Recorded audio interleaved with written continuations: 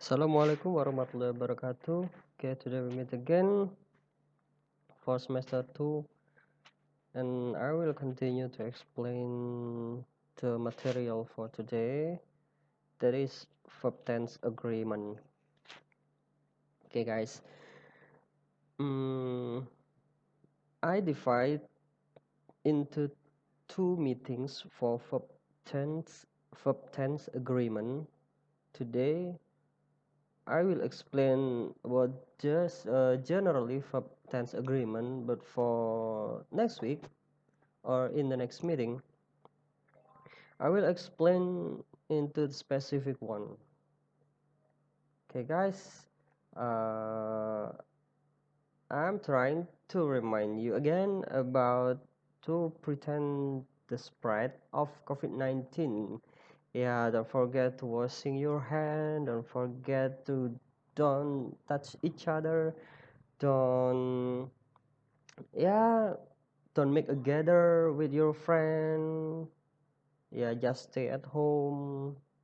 Yeah, because COVID-19 uh, is so hazard, is so dangerous for us. Okay, let's start the material today. Verb tense agreement.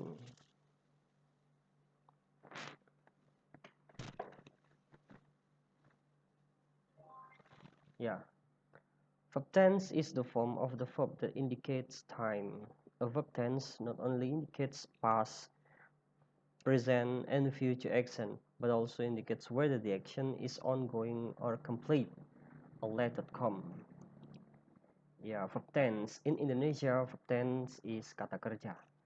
Tense is the form of verb that indicates time. Jadi, kata kerja atau verb tense adalah bentuk dari kata kerja yang mengindikasikan waktu atau yang menunjukkan waktu. A verb tense not only indicates past, present, and future action. Jadi tidak hanya mengindikasikan past, masa lampau, present sekarang, and future action atau kejadian di masa depan, but also indicates whether the action is ongoing or complete. Tapi juga menunjukkan apakah kegiatan itu sedang berlangsung atau sudah selesai atau sudah lengkap. When to use verb tense? It is important to use verb tense when describing when an action took place. Jadi sangat penting untuk menggunakan verb tense ketika menjelaskan sebuah kegiatan yang sedang berlangsung.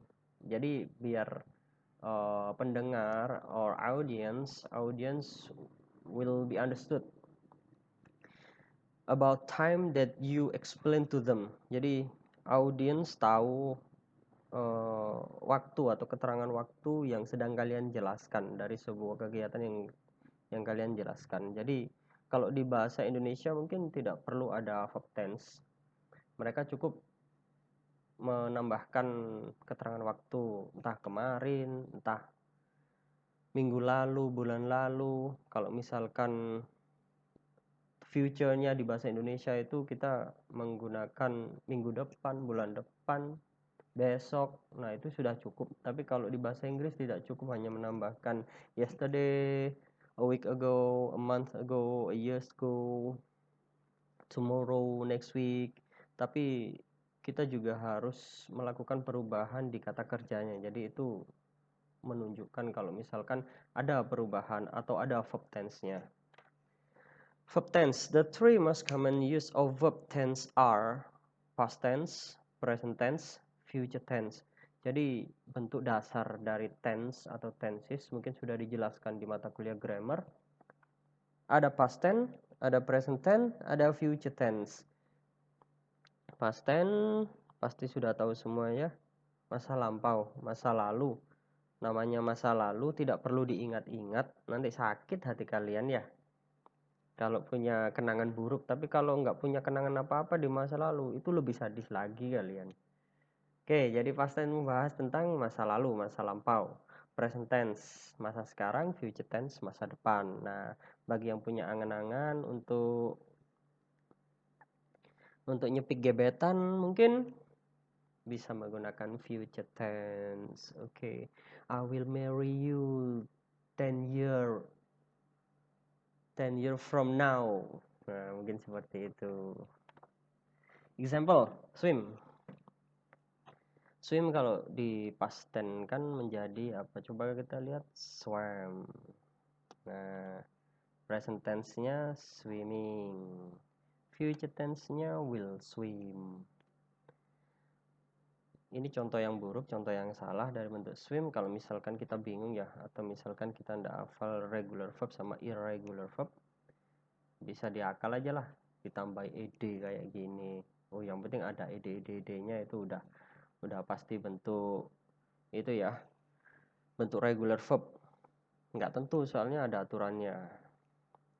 Past tense, present tense-nya swimmering. Kita nggak pernah tahu ya, swim sama swimmering. Future tense will swim. Nah, udah ada will, kenapa masih tambah ed lagi? Salah itu.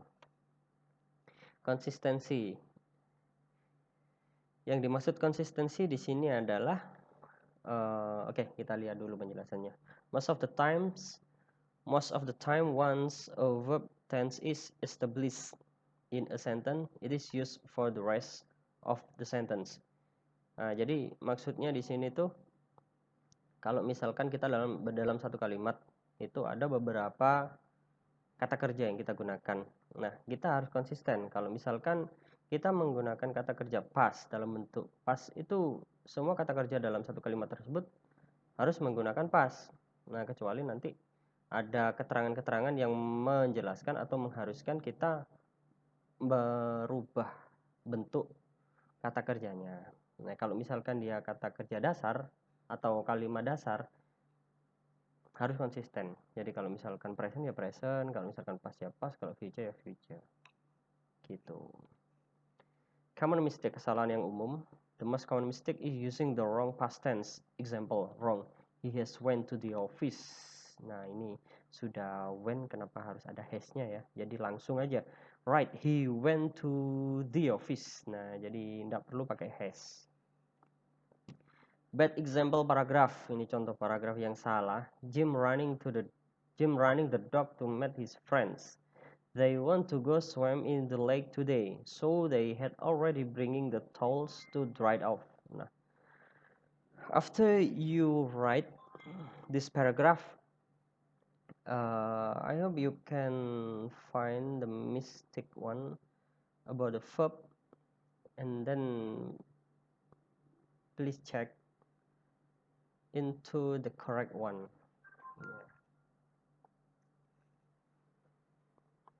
Okay, the correct one is this. Jim ran to the dock to meet his friends. They wanted to go swimming in the lake today. Nah, karena ada keterangan today, jadi ini present tense. Tapi karena ini juga sedang berlangsung, jadi harus ada swimmingnya ya. So they had already brought their towels to dry. Nah,